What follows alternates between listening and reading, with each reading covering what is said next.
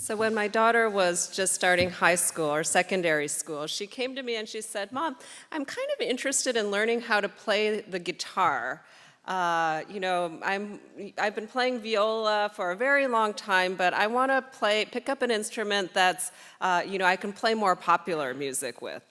So I turned to her and I said, "Honey, you're just starting high school. You already have a lot of activities. Are you sure you really want to add one more thing?" And she turns to me and said, "Well, we already have a guitar. Some of my friends know how to play. It's not a big deal, Mom. Just let me do this thing." And then I look at her and say, "Honey, it's not that easy. If you want to learn to play guitar, we have to find you a teacher. You're going to have to take lessons. You're going to have to practice and really apply yourself." So she pauses. She gives me the look. I get the sigh, and she says, "Mom, that's what the internet is for." So it turns out she's already been online watching YouTube videos about, beginning guitar, and already, kind of able to play on her own. So it was very interesting to me because I study digital kids and I kind of think of myself as a tech-savvy mom, but this conversation brought home to me the really big difference in our assumptions about learning, about technology and the internet, where I'm over here thinking that learning has to be about, hiring an instructor and doing these very structured set of tasks. And she's over here in this world that assumes that learning is about being interested in something and that she can have learning resources at her fingertips whenever she cares to engage. So this is really the challenge in front of us today, that most of our institutions of learning were founded with the mindset that I had, which is of an era when you really did need teachers, you needed our institutions of education, you needed structured sets of engagements in order to have access to specialized knowledge and expertise, versus the generation like my daughter that's growing up in an era where she didn't have the internet and Google and YouTube videos for every imaginable thing that she's interested in at her fingertips. So it's an incredibly challenging environment because there is this culture gap, but it's also one of tremendous opportunity because the reality is that young people today are growing up in a context of absolute abundance in terms of their ability to access knowledge, to access experts, to have social connections. So how can we best maximize the opportunity that we have today? And I think that's really the subject on the table for us today. So I'll start with a little bit of an overview about some of the research, the statistics around kids these days and digital media. And this is US-centered work, but hopefully will have relevance for you here as well. And then I'll talk about this culture gap that we're living through between the old and new ways of learning and engaging with information. And then finally, I'll talk a little bit about connected learning as a model that my colleagues and I in the Digital Media and Learning Initiative have been developing as a way of minimizing some of these gaps and challenges and maximizing the opportunities of today's network world for learning. Okay, so first, a little bit of an overview of how young people are engaging with digital media.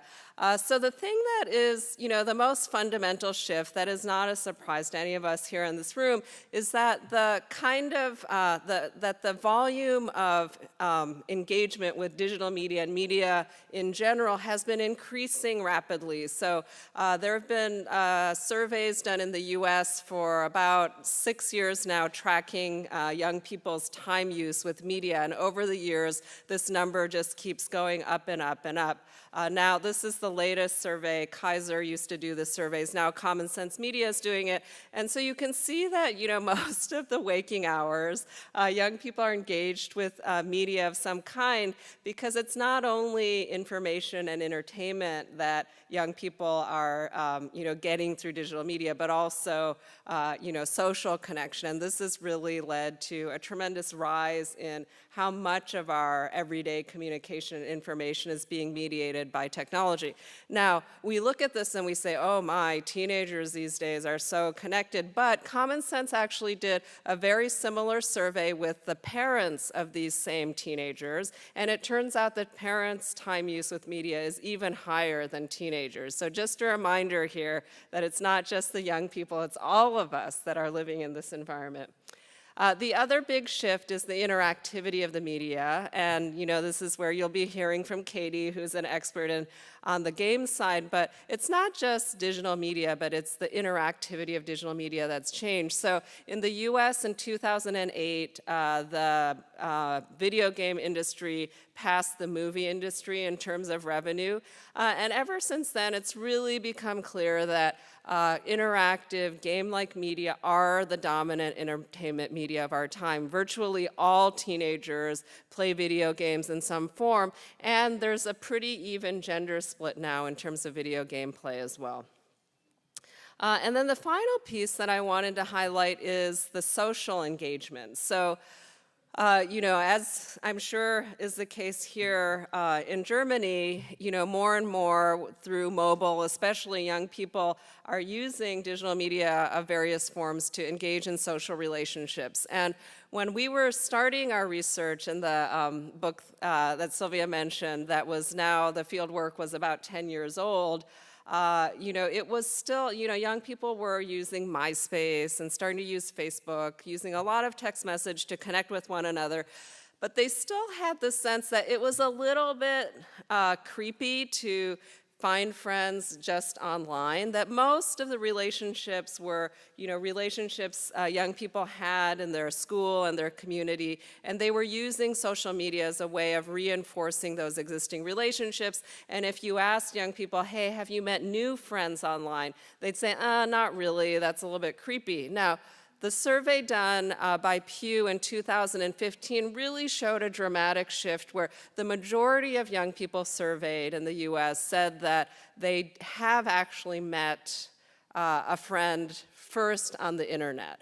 And so that social norm is shifting where, it's not simply reinforcing place-based relationships, but young people are turning to the online world to develop new relationships around interests and specialized kinds of communities that they don't have access to in their local communities. So those are some of the broader shifts in terms of what's happening in terms of young people's engagement, their social engagement, their engagement with interactive media. The question for us as educators is what happens when these always connected young people walk into our lecture halls like the one we're sitting in today and encounter our existing frameworks of education.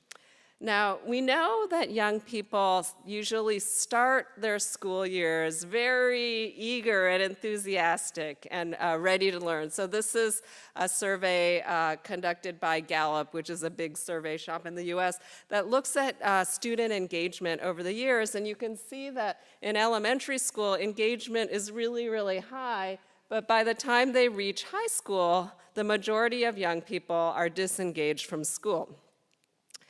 One of my colleagues at UC Irvine did a study of the first 2 years of college where he looked at sort of kind of deep skills like critical thinking and writing skills and what kinds of gains young people made during their first 2 years of college. And he found that almost half of college students demonstrated absolutely no learning gains on those underlying skills during the first 2 years. So what's happening here?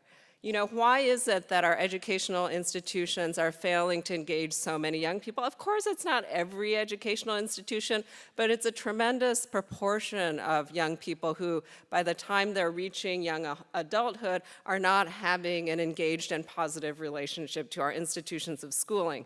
Now, this divide between in-school and out-of-school learning, my world and my daughter's world, this is obviously not new. I mean, teachers have always fought this battle about engaging their students. Students have always complained that lectures and worksheets are boring. So that is not a new dynamic. But what has changed is that the world around the classroom has changed so dramatically with the advent of digital media and learning that it's just making that long-standing gap even more acute. The other important thing to realize is this gap between in-school and out-of-school learning it differs based on the level of privilege of the young people. So, again, these are US numbers, but I'm guessing that there are a lot of similar dynamics here as well, where you're seeing in the period from the 70s to 2006, this is the amount of money that families are spending on out-of-school enrichment activities. So that red line is the wealthiest fifth of families, and the bottom line is the poorest. And you'll see that during that period, the wealthy families have tripled their investments in out-of-school learning, where the poorest families have really stayed about the same. So the per student spending of wealthy families in the US has moved from about $3,500 per kid to almost $9,000 a year per child. And what this is showing is really that more and more, the more privileged families are understanding that if they really want to support their young people to learn something specialized, whether it's music or athletics or coding or other specialties, that they really need to go outside of the school for their child to have that experience of getting really good at something that they're passionate about, to cultivate mentors, to understand how to look a grown-up in the eye, to have that experience of performing or giving something that is making a contribution to a community, and that these experiences of really owning something that is unique to their interests, that they feel a sense of ownership and expertise, that kind of experience is actually fundamental for young people finding their place in the world. And this has always been the case, but is even more so the case in an era when you're surrounded by this constant connectivity, that young people need to learn how to learn, that they're not necessarily going to be learning all the skills that they need to succeed within the traditional educational curriculum. Now, we hope that today's technologies, especially all these online platforms like Khan Academy and YouTube that are providing all of these free and open online resources, would help mitigate some of those gaps in terms of being able to deliver content that is demand-driven and keyed to young people's interests when they want to know it. And because many of these resources are free or very low cost, you hope that that would help in easing that equity gap between the wealthier families and the poor families. And that's one of the reasons that we've seen this tremendous growth in these online platforms like the MOOCs, the university-based open courses. So there's a tremendous amount of promise there. But more and more research is showing that these kinds of platforms, even when they're free and open, are not necessarily serving the most needy learners. So this is a study done by Hansen and Reich that was published in Science a couple years ago, where they looked at the open courses, the MOOCs from Harvard and MIT. They mapped it onto census data to look at the relationship between socioeconomic and educational attainment between the general population in the US and those who took the online courses. And you'll see here that, the pink, the lighter line are the people who took MOOCs, and the dark red line is the general population. And you'll see that overwhelmingly those in terms of income and in terms of educational attainment, especially in terms of educational attainment, that MOOC people who use these resources were both wealthier and more highly educated than the general population. And this is not the only study that has shown that open educational resources are used disproportionately by people who are wealthy and more educated than the general population. It's not exactly surprising, right? If you're looking at open university courses, it's probably the most educated folks in society that are going to take advantage of those.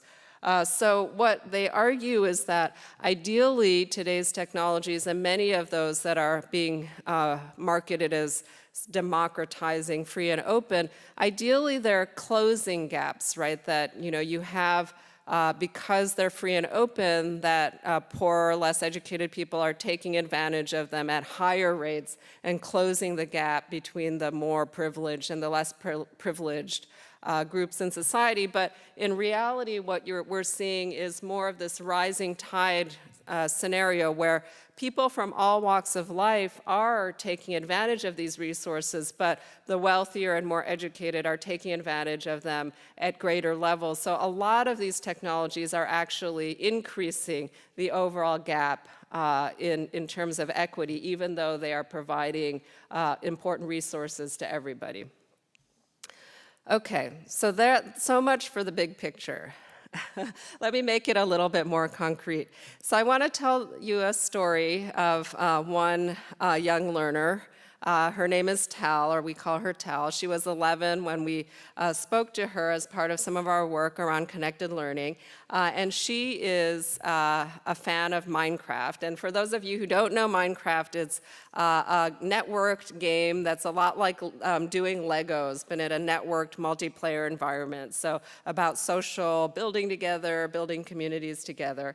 And Tal first started playing Minecraft at home with her cousin, and then they decided to start a Minecraft club at school. And an important context on the school, which is, Katie will be speaking about more after me, is Tal goes to a special school that embraces a game-based approach to learning. And so when these girls went to the educators at the school, they said, sure, start a Minecraft club.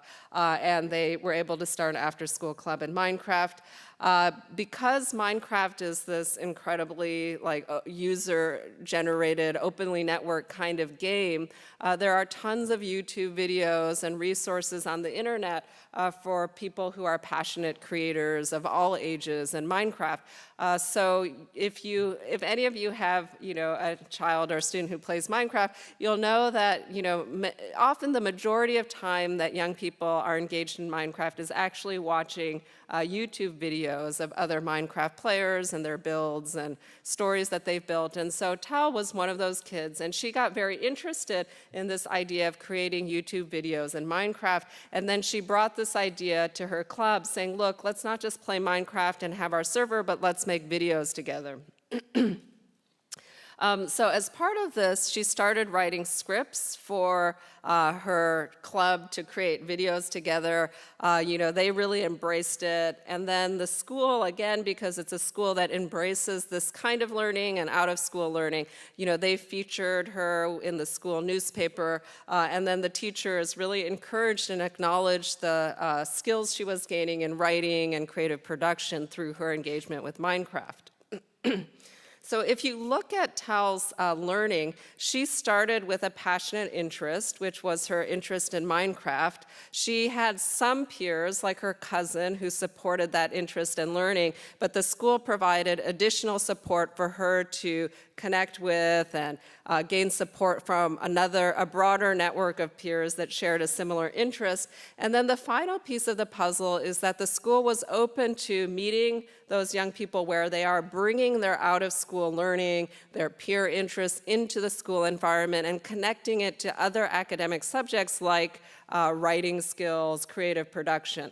And this, in a nutshell, is what we call connected learning. It's those moments when a young person is able to experience learning that's around something that they feel an interest in, that they feel is relevant. They can do it with the support of peers who also share that interest and are supporting their learning. And this last piece is incredibly important. That interest, that kid-driven interest and engagement is actually tied to achievement within the academic realm. And that third piece is the piece that is often missing in young people's lives.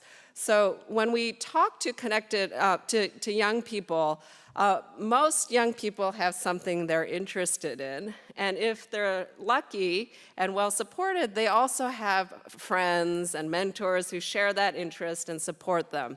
The piece that's missing in almost all cases is that connection back to school, right? So young people may be doing digital media production, they may be doing, gaming outside of school, but the number of kids who are able to connect those kinds of interests into academic learning is very, very rare.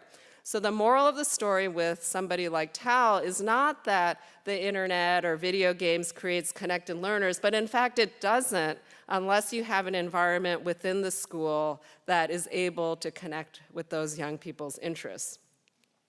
By far, the vast majority of young people are in an environment where they have interests that may have some connections to, things they're doing in home. They may be taking an art class in the community. They may have friends that support their interests, but the connections back to school are really tenuous, that they really struggle to connect their own interests, the things they're doing in their community and their peer culture to things that are happening in school. And part of the reason is that when we think of schooling, a lot of times, in the US at least, we call it a pipeline. So we conceptualize the problem as like, okay, let's start in primary school, and what do we need to do to bump the kid up to the next level and the next level. And we're just very focused on pushing kids through what we call the pipeline of education, and that if they go through this pipeline, then eventually they will get a job and they'll be fine. Now, when we interview young people, so we do research that's from the young people's point of view, when you look at what it actually takes for a young person to succeed, especially in new and emerging specialties like digital arts or coding, that what they actually have is this incredible network of supports both inside and outside of school. So that pipeline is still very important. But there's also these things happening at home, in the community, in their digital networks, online communities that are supportive and protective of kids continuing to move up through the formal pipeline. And oftentimes, those informal learning environments are not well connected to the formal pipeline. So as educators, part of our job has always been to build connections for young people, whether that's, recommending a summer camp or suggesting a violin teacher or engaging in an after-school club like Tal's teachers did at school. That's part of this act of brokering or connection building is part of what we do as educators. But in today's network world, when there is so much abundance of resources outside of the classroom, those functions, those activities of building those connections, of recommending, suggesting, building relationships with learning outside of school become even more important if we really want young people to be able to tap the advantages that today's network world offers. So some of the research that we've been looking at is really how can educators, caring adults function as these sort of brokers or connection builders to young people. And we find time and time again that the research shows that when young people have strong relationships with caring adults in different kinds of institutions, whether it's school or the community, that those are the relationships that open up the opportunities for connections to the wider world that might transcend what they have in the family. Parents have always performed that role, but when you come from a background where maybe you don't know a lot of people who are in the technology industry, maybe you don't know a lot of people in these other areas that you might be interested in, then the relationships with mentors and caring adults for young people in those situations becomes incredibly important. So in some of the survey work that my colleague Jean Rhodes has been doing, and she is a specialist in mentoring relationships, she's looking at data that shows that there are programs that are formal mentorship programs where you take kids who might have fewer advantages and then you connect them to a mentor. But that's really a very small proportion of the kinds of mentoring relationships that young people tend to have in their lives. The vast majority of young people find mentorship through more informal kinds of channels. It may be somebody in a church or faith-based community. It may be an extended family member that young people who have mentorship relationships tend to discover them in more informal kinds of ways through interest-driven activities, through community-based activities. Now, again, this is where the equity issue starts coming into play again, because you'll see that the pink bar are the more privileged kids, and the blue bar are the less privileged kids. That wealthier, more highly educated families, the kids tend to report that they'll have mentors from almost every category at higher rates than the less privileged kids. And this ranges anywhere from family to, neighbors, counselors, coaches, and things like that. So, given that we know the importance of the social relationships and about building connections across settings and the growing abundance of those relationships because of the network world, the question is how, as educators and technology makers and administrators, can we build environments that maximize this opportunity? And that's where, connected learning is both a description of how kids learn in a particular way, but it's also a set of design principles, guiding principles for how we might build environments that support connected learning. So the important thing about connected learning is we're not saying that all learning has to be connected learning all the time, right? So sometimes kids need to learn things they're not interested in. And sometimes they need to be able to just hang out with their friends, and it's not about, getting ahead in life. And sometimes their interests, they just want to do for fun, and it doesn't connect to academic things. So that's fine. But all of these can be entry points into connected learning, into those moments when young people are doing something they genuinely care about, it's socially supported, and it helps them get ahead in life.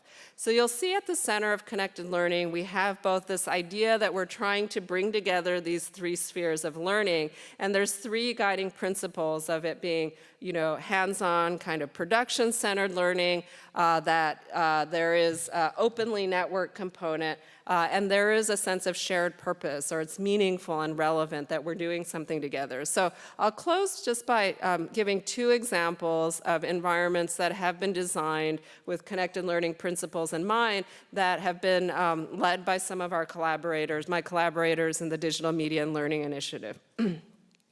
So the first is the UMedia Learning Labs, and this is actually started as a library-based kind of youth digital maker space. The Chicago Public Library opened up a really large space within their main downtown public library to focus on teen digital making. And my colleague Nicole Pinkert and colleagues at Carnegie Mellon University built out this space that was really focused, again, on this production-centered principle. So it's all about making digital media, ranging from music to spoken word to graphics, gaming. And the important thing about this is it wasn't just individual students doing individual projects, but they designed these shared endeavors where the community came together to do things together that were relevant and making genuine contributions back to the community. So, for example, the gamers didn't just play games together, they did a podcast game review that they posted on the internet and shared with each other. The music kids did their own record label and released their own CDs. The spoken word kids, you'll see here, they have a weekly open mic night where they perform for the entire community, and they also engage in citywide competitions as well. So the activities are located within communities where they're making genuine contributions. And then finally, even though this is an environment that's a place-based intervention, they made an active effort to have their work to engage within the broader online and local community in Chicago, like publishing the podcast on the internet and getting a broader audience. When they have a fashion program, they set up a Tumblr and share all their work. The spoken word kids compete in both regional and national competitions. And then importantly, the space is staffed by teaching artists who are still practicing artists. So they have connections, relationships in the community and abroad, which makes them ideal brokers for kids' interests beyond that actual space. And then the final example that I'll talk about is the nonprofit that Katie and I have started called Connected Camps, which is really an effort to take the online communities in environments like Minecraft. We're also working with Scratch and understanding how we can build a wrapper of educational support around existing youth digital interests that have a lot of potential in terms of academic outcomes. So, Minecraft is already a production-centered space, so that's why we chose it. Kids are making, building, doing things together collaboratively within the online world. And the piece that we really bring to it is bringing the shared purpose principle. So we train high school and college counselors to work with the younger kids, and they design design challenges, epic builds, and things that the kids do together so that they're not just playing around as they would normally within Minecraft, but they're really using the environment to engage in more challenging kinds of production, coding, things like that. And then Minecraft is already an openly networked environment, so our counselors, our kids are able to connect with a much broader network of resources and communities in the Minecraft ecosystem. So those are just two examples of efforts that have been trying to put connected learning in practice. I would love to hear more about what you all have been engaging in here, and if you see any resonances with all of this work. We are trying to build a community around connected learning. The bad news about connected learning is there's no silver bullet. It really isn't just one technology, one way of doing things, one form of practice, and it really requires connections, relationships across a really wide range of players, both inside and outside of school, in order to support this kind of learning for young people. But the good news about connected learning is that everybody has a role to play, whether you're a teacher, whether you're a coach, whether you're a technology maker, an administrator, or an expert who has something to share, we all have a role to play. So we're building this community. We'd love to have your participation and engagement. We run an annual conference. It'll be in October this year in Southern California. It'll be beautiful, sunny, lots of fun people, so come join us. And then we try to put all of our resources online, and we have a pretty active community on various social media channels. So we try to practice what we preach in terms of the openly connected side of things. So thank you very much.